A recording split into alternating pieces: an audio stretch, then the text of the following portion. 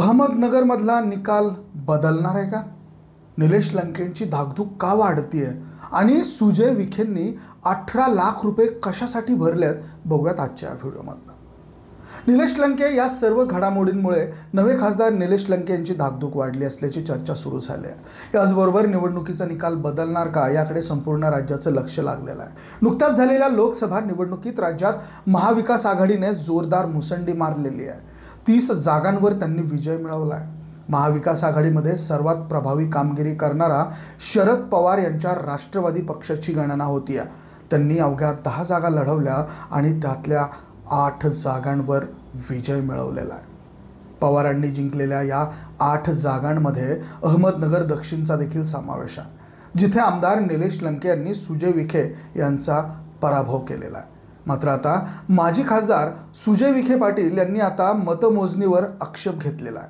EVM आणि व्हीव्हीपॅटच्या मोजणीची मागणी केलेली आहे आणि त्यासाठी आवश्यक असलेलं शुल्क देखील त्यांनी भरलेलं आहे। या सर्व घडामोडींमुळे नवे खासदार निलेश लंके यांची मात्र धाकधूक वाढलेली आहे आणि अशी चर्चा आता संपूर्ण नगरमध्ये सुरू झाली आहे।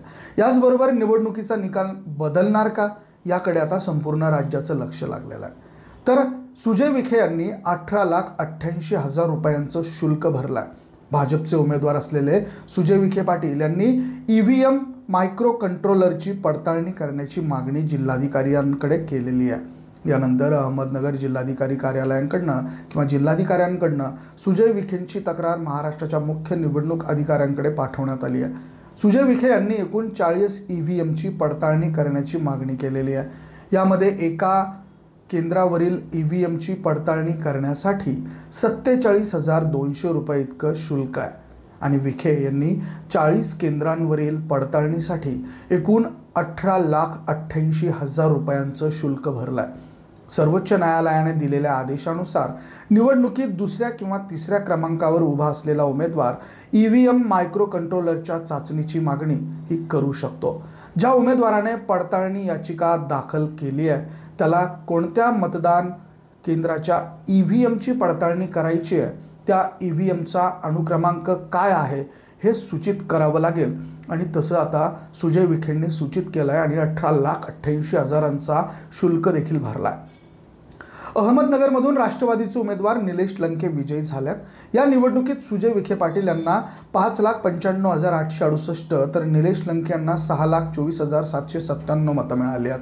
मिळालेल्या माहितीनुसार उमेदवार निवडणूक निकालानंतर 7 दिवसाच्या आत ईव्हीएम मायक्रो कंट्रोलरची पडताळणी करण्याची मागणी करू शकतो। त्यासाठी त्याला शुल्क देखील भरावं लागतं।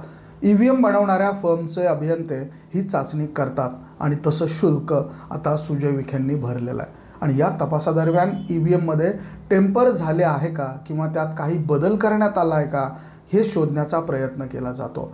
या छाननी प्रक्रियेदरम्यान सर्व उमेदवार उपस्थित राहू शकतात।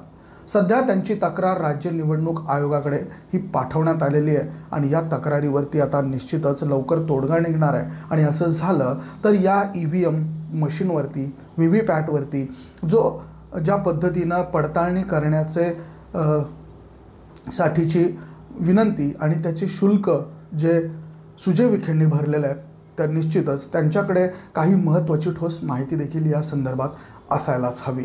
तर मंडळी, अहमदनगर दक्षिण या लोकसभा मतदारसंघाचा निकाल बदलतो का हे पाहणं देखील तितकंच महत्त्वाचं ठरलं आहे।